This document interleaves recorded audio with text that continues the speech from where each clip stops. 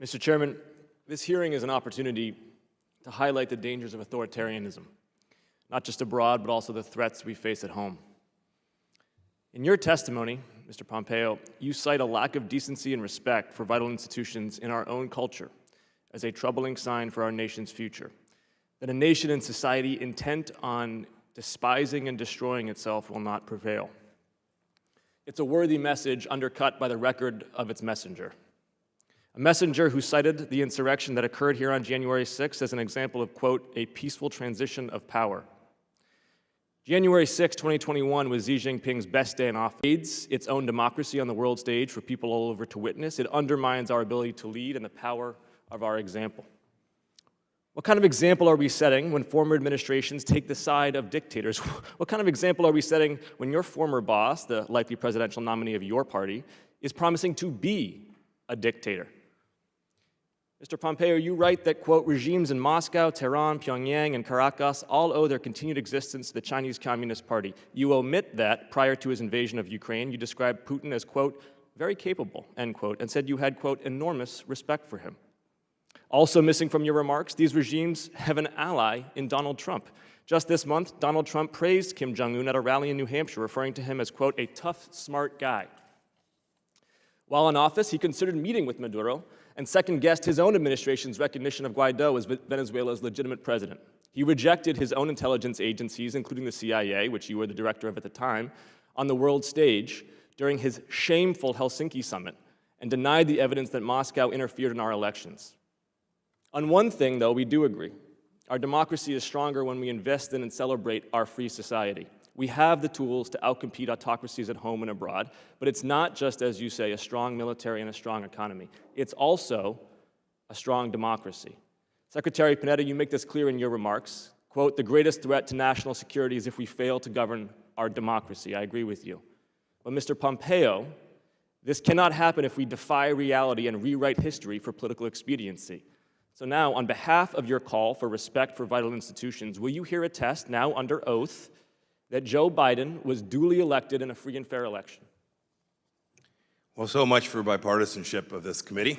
Well done, sir. You have destroyed that. Will you attest under oath that Joe Biden was duly elected in a free and fair election, out of respect for the vital institutions of our democracy, as you write?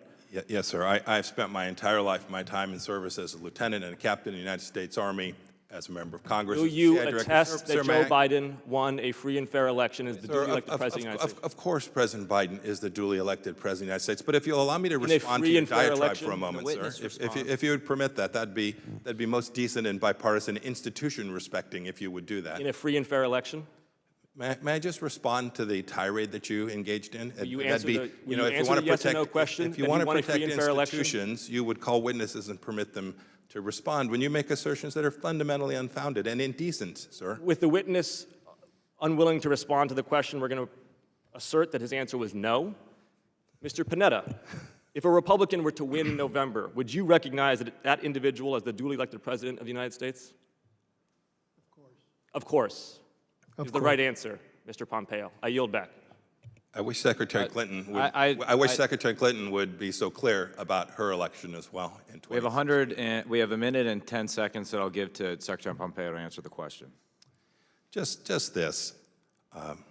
We did have a peaceful transition of power from the Trump administration to the Biden administration. I was present for that. I saw my State Department work diligently to deliver the information that Secretary Blinken desperately needed to get started on the right foot, and I have been proud to work alongside Secretary Blinken. Mr. Chairman, reclaiming my time. The gentleman has yielded to me.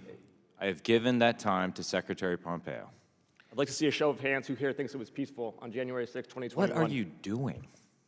The last thought, and by the way, I was happy that the State Department executed that tradition with such aplomb and such excellence.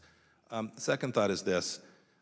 Look, we'll have partisan disagreements on many things. I think it is a factual matter. You recounted a number of foreign policy. I think it's a factual matter that the world was in less conflict 3 years ago than it is today. Secretary Blinken just yesterday said that not since 1973 has the Middle East been so dangerous. I agree with him on that. It was safer 3 years ago because we had established a deterrence model that was successful at preventing invasion of Europe, the debacle in Afghanistan, the good work that we did. You'll recall that the Trump administration was the first administration to actually provide defensive weapon systems to Ukraine when the Obama administration had concluded it could not or would not do so. These were things that kept the American people safe. It wasn't partisan, it wasn't political, it was good policy. Mr. Johnson.